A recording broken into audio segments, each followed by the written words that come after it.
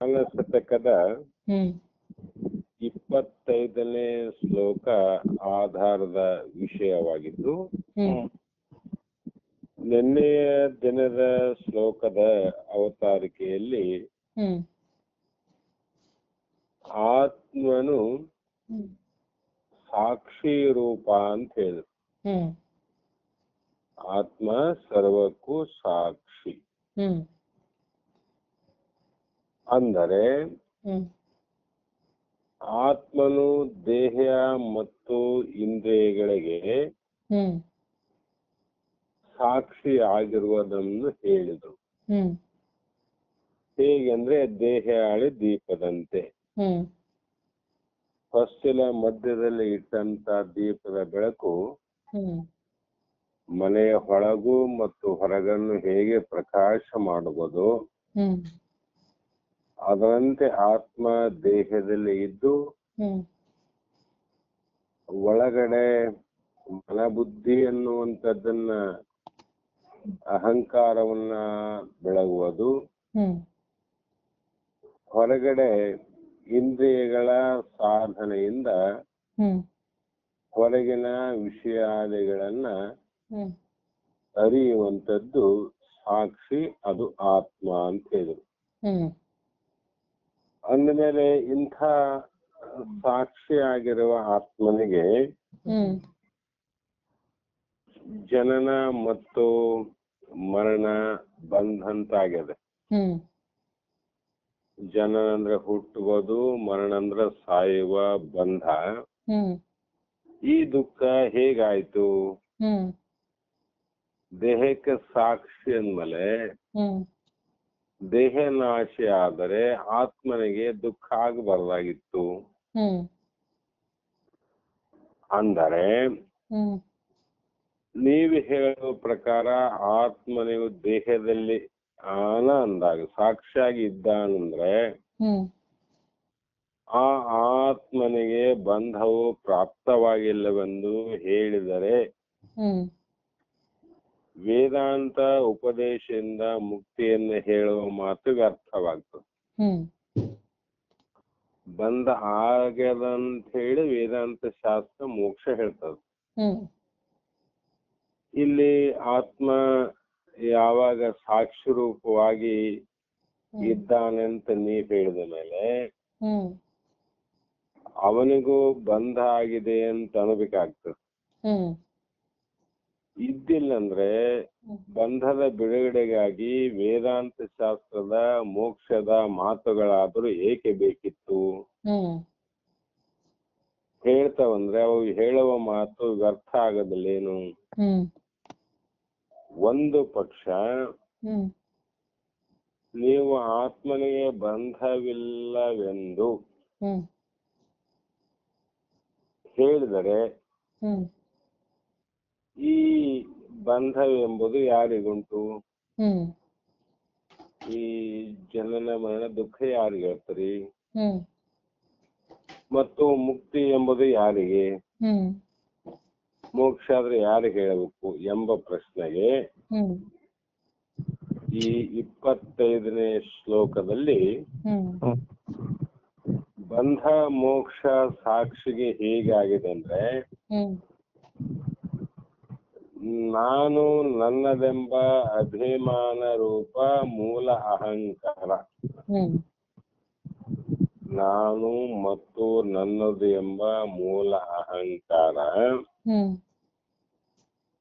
ಆ ಚಿತ್ ಪ್ರತಿಬಿಂಬಗಳ ತಾದಾತ್ಮ ಭ್ರಮೆಯಿಂದ ಬಂಧತ್ವವು ಹ್ಮ್ ಆಗ್ಯದ. ಈಗ ಬಂದ ಆದಂಗೆ ಆಗ್ಯದ. ಎದರಿಂದ ಅಂದ್ರೆ ಹ್ಮ್ ನಾನು ನನ್ನದು ಎಂಬ ಅಹಂಕಾರ ಮತ್ತು ಮಮಕಾರದ ಅಭಿಮಾನ.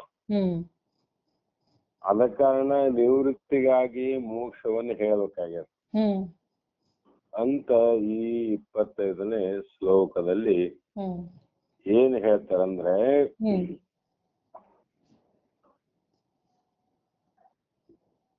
ಕ್ಲೇಶ ಪಂಚ ಷಡೂರ್ಮಯೋ ನವಗುಣೌ ಷಡ್ ಭ್ರಾಂತಯೋ ಅಸ್ತ ಮದ ಕೋಶ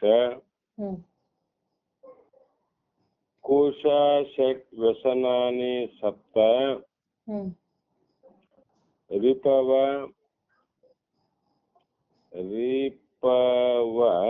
ಹ್ಮ್ ಷಟ್ ಕ್ಷೀಣ ಕರ್ಮಾಣಿ ಹ್ಮ್ ಚ ಇತಿ ವಿಷ ಅಭಿಮಾನ ಲೇಪ ಶಬಲ ಹ್ಮ್ ಅಹಂಕಾರ ಚಿಚ್ಛಾಯು ಅಧ್ಯಾಸಃ ಕಲಂ ಬಂಧನಂ ತದು ಉಭಯೋ ಮುಕ್ತಿ ಹ್ಮ್ ವಿಮುಕ್ತಿ ಹ್ಮ್ ಶರಣ ಅಂತ ಇಲ್ಲಿ ಶ್ಲೋಕದಲ್ಲಿ ಹೇಳಿದ್ರು. ಹ್ಮ್ ಅಂದ್ರೆ ಹ್ಮ್ ತಾತ್ಪರ್ಯ ಏನಂದ್ರೆ ಮನುಷ್ಯನಿಗೆ ಹ್ಮ್ 3 ಕರ್ಮಗಳು ಹ್ಮ್ ಮುಂದೆ ಹೇಳ್ತಾರೆ ಯಾವಂತ ಸಂಚಿತ ಪ್ರಾರಬ್ಧಿ ಆಗಾಮಿ ಎನ್ನುವಂಥವು ಪ್ರಾರಬ್ಧ ಕರ್ಮಗಳು. ಹ್ಮ್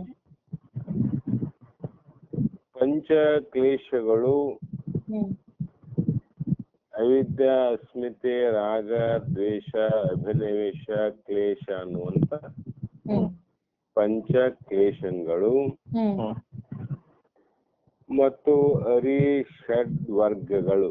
ಹ್ಮ್ ನಮ್ಮಲ್ಲಿ ಕಾಮ ಕ್ರೋಧಾದಿಗಳು ಅರಿಷಡ್ವಗಳು ಹ್ಮ್ ಮತ್ತು 6 ವಿಧವಾದ ಭ್ರಾಂತಿಗಳು, ಹ್ಮ್ ಷಡೂರ್ಮಿಗಳು, ಸಪ್ತ ವ್ಯಸನಗಳು, ಅಷ್ಟಮದಗಳು, ಹ್ಮ್ 9 ಗುಣಗಳು. ಹ್ಮ್ ಇಷ್ಟೆಲ್ಲ ಎಲ್ಲಿದೆ ಅಂದ್ರೆ ನಮ್ಮಲ್ಲಿದೆ. ಹ್ಮ್ ಪ್ರತಿಯೊಂದು ಮಾನವ ಜೀವಿಗಳಲ್ಲಿ. ಹ್ಮ್ ಇವುಗಳಲ್ಲಿ ನಾನು ನನ್ನದೆಂಬ ಅಭಿಮಾನ ಲೇಪನದಿಂದ ಹ್ಮ್ ಯಾವುದು ಇವಲ್ಲ, ಹ್ಮ್ ಯಾವ ಸಾಕ್ಷಿ ಅಲ್ಲ, ಆತ್ಮ ಅಲ್ಲ. ಹ್ಮ್ ಇಂಥದ್ರಲ್ಲಿ ನಾನು ನನ್ನದೆಂಬ ಅಭಿಮಾನ ಲೇಪನದಿಂದ ವಾಸನೆಯಿಂದ, ಅಭಿಮಾನದ ವಾಸನೆ ಏನ್ ಮಾಡ್ತಂದ್ರೆ ಸವಿಕಲ್ಪವಾದ ಮೂಲ ಅಹಂಕಾರ ಚಿತ್ ಪ್ರತಿಬಿಂಬಗಳ 2ರ ತಾದಾತ್ಮ ಭ್ರಮೆಯು ಬಂಧನವೆನಿಸಿಕೊಳ್ಳುತ್ತದೆ. ಆತ್ಮ ಸಾಕ್ಷಿ ಅಂದ್ಮೇಲೆ ಸಾಕ್ಷಿಯಾದ ಆತ್ಮನಿಗೆ ಜನನ ಮರಣ ಬಂಧ ಆಗಬಾರದು ಅಂತ ಒಂದು ಪ್ರಶ್ನೆ, ಮತ್ತ ಆಗಿದೆ ಅಂತ 2ನೇ ಪ್ರಶ್ನೆ, ಆದ್ಮೇಲೆ ವೇದಾಂತ ಮುಕ್ತಿಯ ಪ್ರಯೋಜನವೇನು ಅನ್ನುವುದು 3ನೇ ಪ್ರಶ್ನೆ, ಬಂಧನೆ ಇಲ್ಲ ಅಂದ್ರೆ 4ನೇ ಪ್ರಶ್ನೆ, ಬಂಧ ಯಾರಿಗುಂಟು ಅನ್ನುವುದು 5ನೇ ಪ್ರಶ್ನೆ. ಇವೆಲ್ಲ ಪ್ರಶ್ನೆಗಳ ಉತ್ತರ ಒಂದೇ ಒಂದು, ಅದು ಮೂಲ ಅಹಂಕಾರ ಚಿತ್ ಪ್ರತಿಬಿಂಬಗ 2ರ ತಾದಾತ್ಮ ಭ್ರಮೆ. ತಾದಾತ್ಮ ಅಂದ್ರೆ ಒಂದರ ಧರ್ಮವನ್ನ ಇನ್ನೊಂದರಲ್ಲಿ ನೋಡುವುದು, ಇದು ತಾದಾತ್ಮ ಅಂತ. ಅದು ಹೇಗೆ ಅಂದ್ರೆ ನೋಡೋಣ. ಆತ್ಮನಿಗೆ ಬಂಧವಾಗಲಿ ಮುಕ್ತಿಯಾಗಲಿ ಕಲ್ಪನಾ ಮಾತ್ರವಾಗಿ. ಏನ್ ಹೇಳಿದ್ರಿ, ಬಂಧ ಅನ್ನುವಂಥದ್ದು ಮತ್ತು ಆ ಬಿಡುಗಡೆಯಾಗಿ ಮುಕ್ತಿ ಅನ್ನುವಂಥದ್ದು 2 ಕಲ್ಪನಾ ಮಾತ್ರ ಅಂದ್ರು. ಕಲ್ಪನೆಯಿಂದ ಬಂಧ ಆಗ್ಯದ, ಕಲ್ಪನೆಯಿಂದ ಮುಕ್ತಿ ಬಿಡಬೇಕೀಗ. ಇದಕ್ಕೆ ಭ್ರಮಾತ್ಮಕವಾಗಿ ಸಂಘಟಿಸುತ್ತದೆ. ಮನುಷ್ಯರಲ್ಲಿ ದೆವ್ವವನ್ನ ನೋಡುವುದು. ಮನುಷ್ಯನೇ ವಿನಃ ಒಂದು ಭೂತ ಅನ್ನುವಂಥದ್ದು ಪ್ರವೇಶದ ವರ್ತನೆಯನ್ನ ಮಾನವನ ರೂಪದಲ್ಲಿ, ಸ್ತ್ರೀಯಲ್ಲಿ, ಪುರುಷರಲ್ಲಿ ದೇವರು ಅಥವಾ ದೆವ್ವ ಅನ್ನುವಂಥದ್ದನ್ನ ಕಾಣ್ತೀವಿ. ಆ ಮನುಷ್ಯ ಅಥವಾ ಸ್ತ್ರೀ ಹ್ಮ್ ದೇವತೆನೂ ಅಲ್ಲ, ದೆವ್ವನೂ ಅಲ್ಲ. ಹ್ಮ್ ಆದರೆ ಕೆಲವು ಸಮಯದಲ್ಲಿ ಭ್ರಮಾತ್ಮಕವಾಗಿ ತೋರ್ತದೆ. ಹ್ಮ್ ತೋರಿದ ಮೇಲೆ ಅದು ಖಾಯಂ ಅಂದ್ರೇನು? ಖಾಯಂ ಅಲ್ಲ. ಹ್ಮ್ ಯಾವಾಗಲೂ ದೇವತೆ ಅಲ್ಲ, ಯಾವಾಗಲೂ ದೇವರಲ್ಲ, ಯಾವಾಗಲೂ ದೆವ್ವ ಅಲ್ಲ. ಹ್ಮ್ ಅದು ಭೂತ ಪ್ರವೇಶದಿಂದ ಭೂತದ ಧರ್ಮಗಳನ್ನ ಸ್ತ್ರೀಯಲ್ಲಿ ನೋಡ್ತೀವಿ, ಪುರುಷನಲ್ಲಿ ನೋಡ್ತೀವಿ. ಅವಾಗ ಅವರು ದೇವರ ರೀತಿ, ದೆವ್ವದ ರೀತಿ ಕಾಣ್ತಾರೆ ನೋಡ್ರಿ. ಅದು ನಿಜವಾಗಿ ಭೂತ ದೆವ್ವ ಆಗಿದ್ರೆ ಅವ್ರು ಎಂದೂ ಬಿಡುಗಡೆ ಆಗ್ಬಾರ್ದಾಗಿತ್ತು. ಅದೇ ಪ್ರಕಾರವಾಗಿ ಇಲ್ಲಿಯೂ ಭ್ರಮಾತ್ಮಕವಾಗಿ ಸಂಘಟಿಸಿದೆ. ಮತ್ತೆ ಅದ್ರ ಬಿಡುಗಡೆ ಏನ್ ಮಾಡತ್ವಿ? ದೆವ್ವ ಬಿಡುಗಡೆಗೆ ಅಂದ್ರೆ ಯಾವುದೋ ಒಬ್ಬ ವ್ಯಕ್ತಿಯ ಮಂತ್ರವಾದಿಯ ಸಹಾಯದಿಂದ ಅದನ್ನ ಓಡಿಸಲಾಗುವುದು, ದೆವ್ವವನ್ನು ಬಿಡಿಸಲಾಗುವುದು ಅಂತ ಅರ್ಥ. ಅದರಂತೆ ವಾಸ್ತವದಲ್ಲಿ ಆತ್ಮನಿಗೆ ಬಂಧವಾಗಲಿ ಮುಕ್ತಿಯಾಗಲಿ ಇರುವುದಿಲ್ಲ. ನಿಜದಲ್ಲಿ ವಿಚಾರ ಮಾಡಿ ನೋಡಿದಾಗ ನಮಗ್ಯಾರಿಗೂ ನಿಮಗ್ಯಾರಿಗೂ ಬಂಧನ ಇಲ್ಲ ಮತ್ತು ಮುಕ್ತಿಯಾಗಲಿ ಇರುವುದೇ ಇಲ್ಲ. ಜನರಿಗೆ ಜನನ ಮರಣಾತ್ಮಕ ಬಂಧಕ್ಕೂ ಪ್ರಾಪ್ತವಾದ ವಿಧಾನವೆಂತಂದರೆ ಜಗತ್ತಿನ ಜನಗಳಿಗೆ ಜನನ ಮರಣ ಅಂತೂ ಪ್ರಾಪ್ತಿಯಾಗ್ಯಾವ. ಇದೆಲ್ಲಾ ಋಷಿಗಳು, ಮುನಿಗಳು, ಗುರುಗಳು ಎಲ್ಲರೂ ಅದನ್ನ ಹೇಳ್ತಾ ಬಂದಾರ. ಇದರ ಬಿಡುಗಡೆಯನ್ನ ಮಾಡಿಕೊಂಡು ಅವರು ಮುಕ್ತರಾಗ್ಯಾರಂತ ಉಪನಿಷತ್ತುಗಳು ಉಂಟು. ಶರಣರ ಪರಂಪರೆ, ಋಷಿಗಳ ಪರಂಪರೆ, ಜ್ಞಾನಿಗಳ ಪರಂಪರೆ ಉಂಟು. ಅದು ಯಾವ ಕಾರಣದಿಂದ ಅಂದ್ರೆ ಆ ಒಬ್ಬ ಮಂತ್ರವಾದಿ ದೆವ್ವನ್ನು ಬಿಡಿಸಿದಂಗಷ್ಟೆ. ಅದರಂತೆ ಇಲ್ಲಿ ಯಾಕಾಯ್ತು ಜನನ ಮರಣ ರೂಪಾತ್ಮಕ, ಯಾಕೆ ಅದು ಪ್ರವೇಶ ಆಯ್ತು ದೆವ್ವ ಅಂದ್ರೆ, ಇಲ್ಲಿ ಯಾಕೆ ಪ್ರವೇಶ ಆಯ್ತು ಜನನ ಮತ್ತು ಮರಣ ಅನ್ನೋದಂದ್ರೆ, ಸಂಚಿತ ಆಗಾಮಿ ಪ್ರಾರಬ್ಧಗಳೆಂಬ ಕರ್ಮ ತ್ರಯಗಳಲ್ಲಿಯೂ ಸಂಚಿತ ಆಗಾಮಿ ಪ್ರಾರಬ್ಧ ಮೂರು ನೋಡ್ರಿ. ಸಂಚಿತ ಅಂದ್ರೆ ಹಿಂದಿಂದು, ಆಗಾಮಿ ಅಂದ್ರೆ ಮುಂದಿಂದು, ಪ್ರಾರಬ್ಧ ಅಂದ್ರೆ ವರ್ತಮಾನದ್ದು. ಈ ಕರ್ಮ ಮೂರರಲ್ಲಿಯೂ ವಿದ್ಯ, ಅಸ್ಮಿತೆ, ರಾಗ, ದ್ವೇಷ, ಅಭಿನಿವೇಶ, ಪಂಚ ಕ್ಲೇಶಗಳಲ್ಲಿಯೂ ಕಾಮ, ಕ್ರೋಧ, ಲೋಭ, ಮೋಹ, ಮದ, ಮತ್ಸರವೆಂಬ ಅರಿಷಡ್ವರ್ಗಗಳಲ್ಲಿಯೂ ಜಾತಿ, ವರ್ಣ, ಆಶ್ರಮ, ಕುಲ, ಗೋತ್ರ, ರೂಪಗಳೆಂಬ ಷಡ್ಭ್ರಮೆಗಳಲ್ಲಿಯೂ ನಮ್ಮ ಜಾತಿ ಅದ, ವರ್ಣ ಅದ, ಆಶ್ರಮ ಅದ, ಕುಲ, ಗೋತ್ರ ಇವೆಲ್ಲವೂ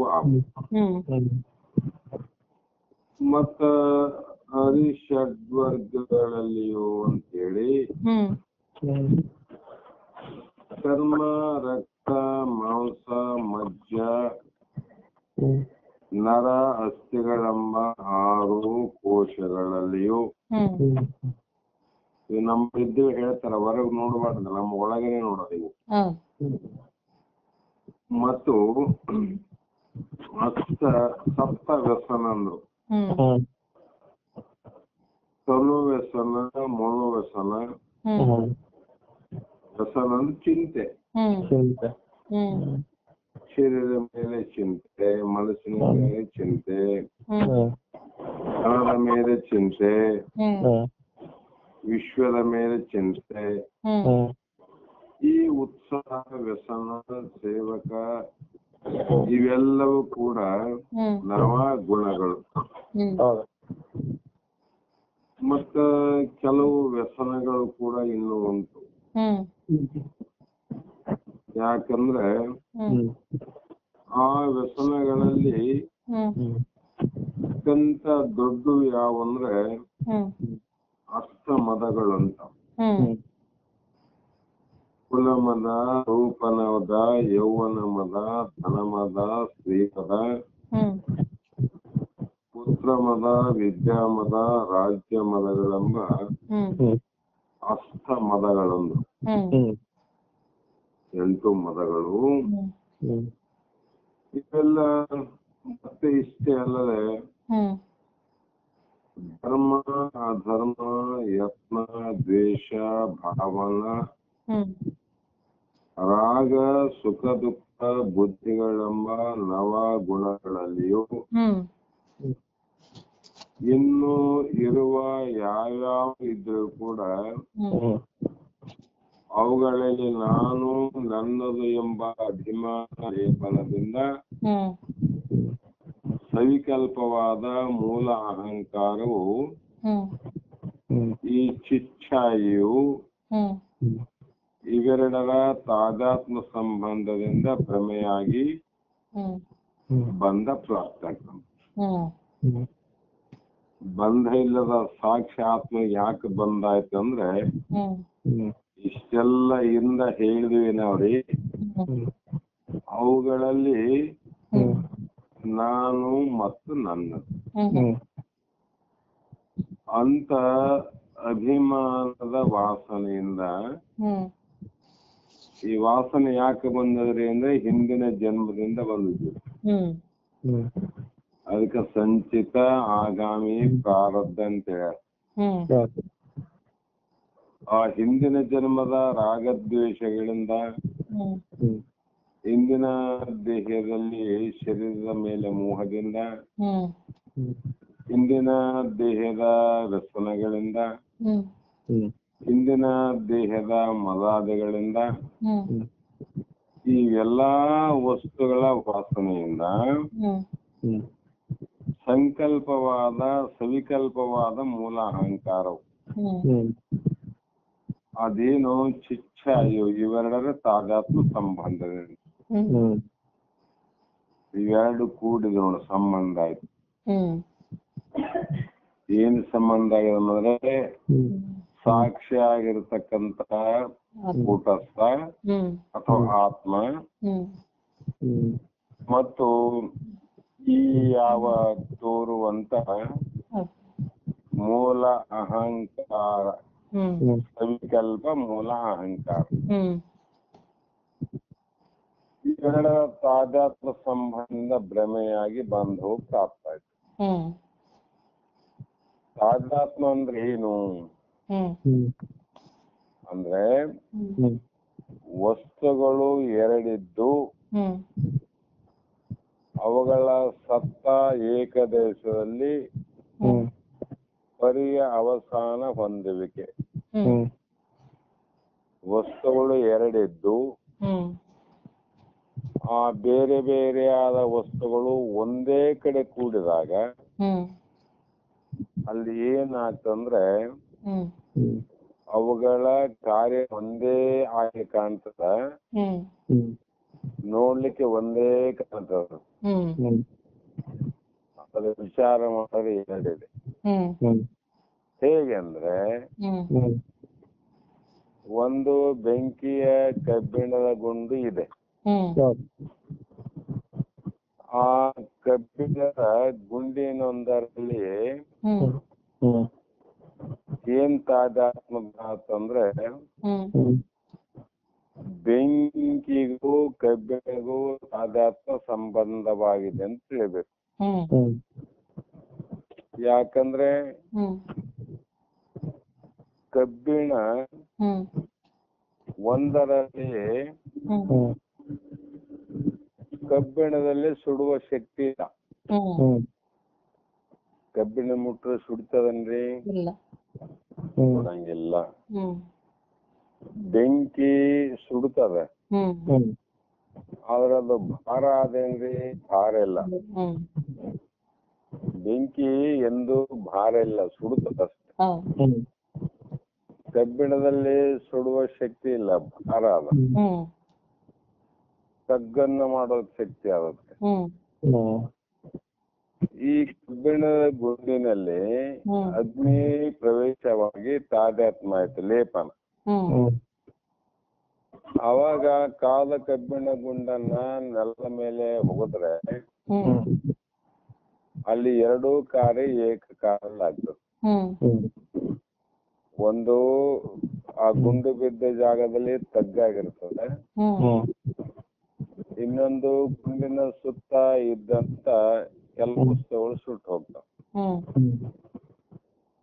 ಇವು ಧರ್ಮ ಬೇರೆ ಬೇರೆ ಅದಲ್ರಿ ಎರಡು. ಆದ್ರೂ ಈಗ ತಾದಾತ್ಮ ಆದಾಗ ಒಂದರಲ್ಲೇ ಎರಡು ಕಾರ್ಯ ನಡೀತಾವ. ಅದರಂತೆ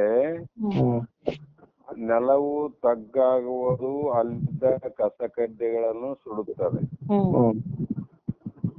ಆದ್ರೆ ನೆಲವನ್ನು ತಗ್ಗು ಮಾಡಿದ್ದು ಬೆಂಕಿಯು ಕಬ್ಬಿಣದ ಗುಂಡು ಅಂದ್ರೆ ಕಬ್ಬಿಣದ ಗುಂಡೆಂಬ ಉತ್ತರ ಬರ್ತದೆ ನೋಡ್ರಿ. ತಗ್ಗು ಮಾಡಿದ್ದು ಬೆಂಕಿನ ಗುಂಡ ಅಂದ್ರೆ ಗುಂಡೆ ಅಂತ ಅರ್ಥ ಎಂಬ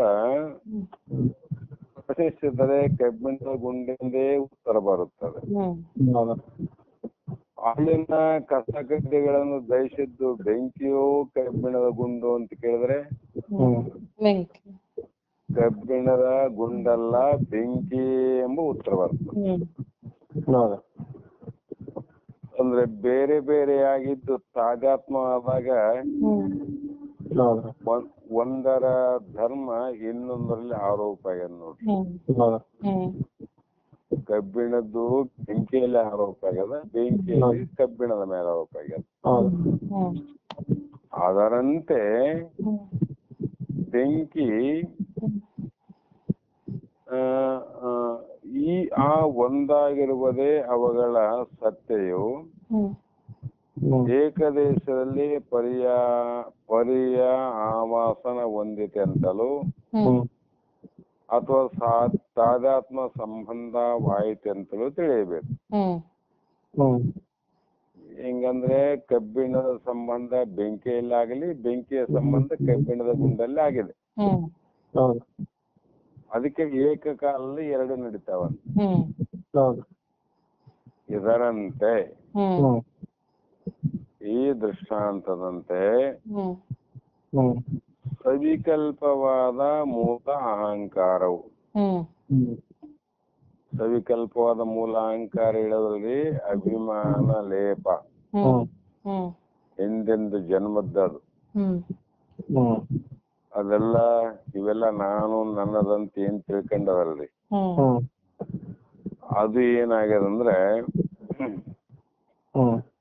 ಸವಿಕಲ್ಪವಾದ ಮೂಲ ಅಹಂಕಾರವು ಕಬ್ಬಿಣದ ಗುಂಡಂತ ಕೇಳ್ಬೇಕಿಲ್ಲಿ, ಕಬ್ಬಿಣದ ಗುಂಡಿದ್ದಂಗಂತ. ಆ ಮೂಲ ಅಹಂಕಾರದಲ್ಲಿ ಆತ್ಮನ ಛಾಯೆ ಅಂದ್ರೆ ಆತ್ಮನ ಪ್ರತಿಬಿಂಬ ಸಾಕ್ಷಿಯಾಗಿ ಏನಿದೆ ಅದು ಬೆಂಕಿ ಅಂತ ತಿಳಿಬೇಕಿಲ್ಲಿ.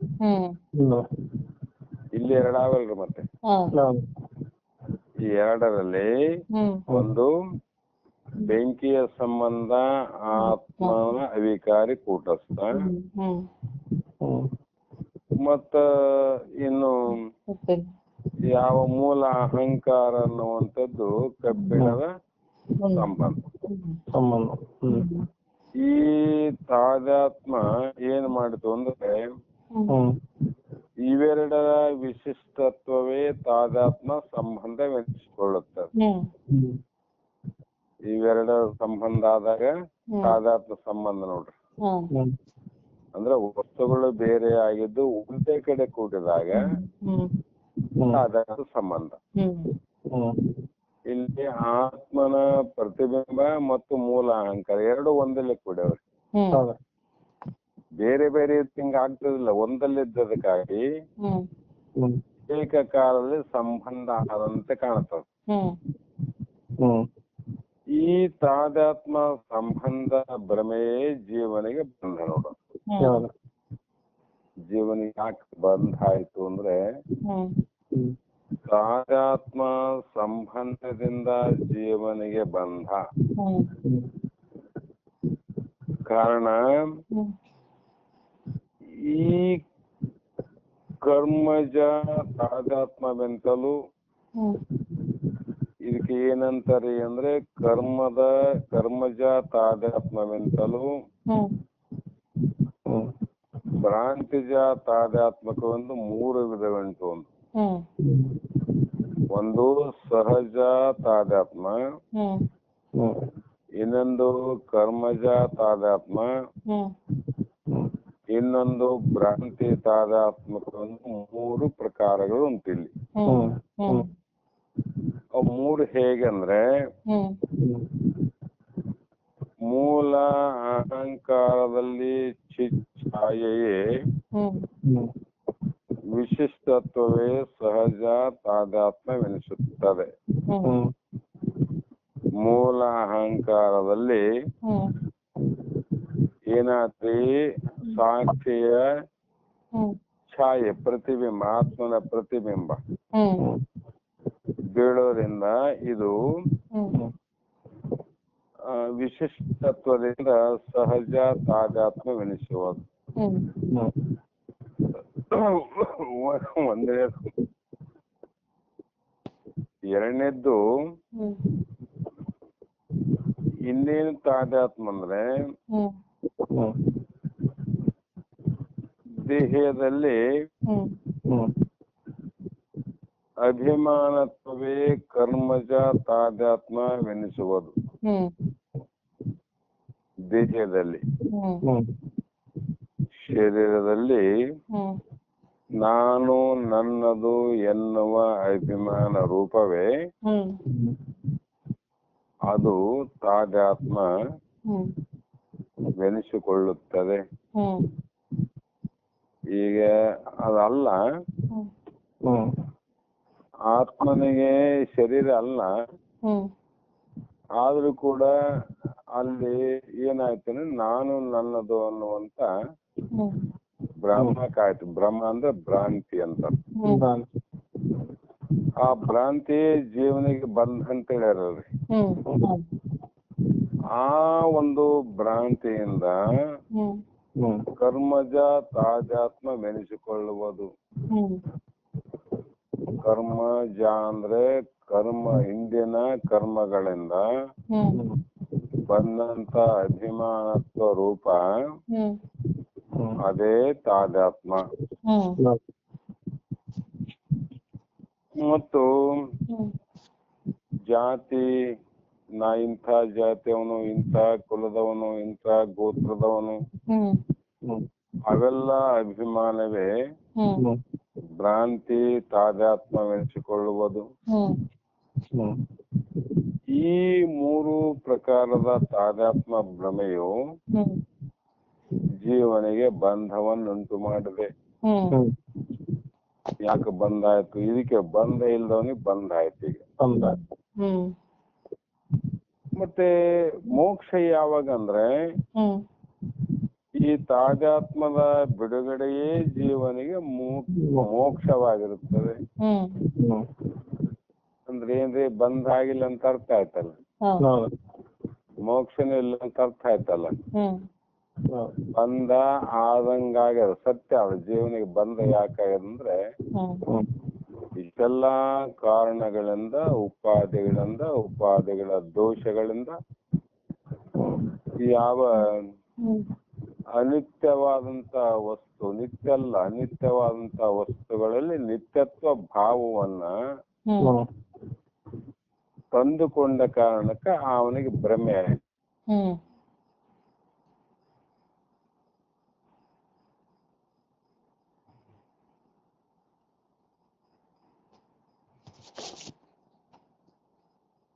Hello,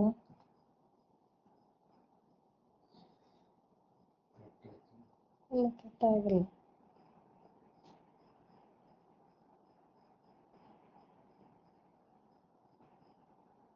hello.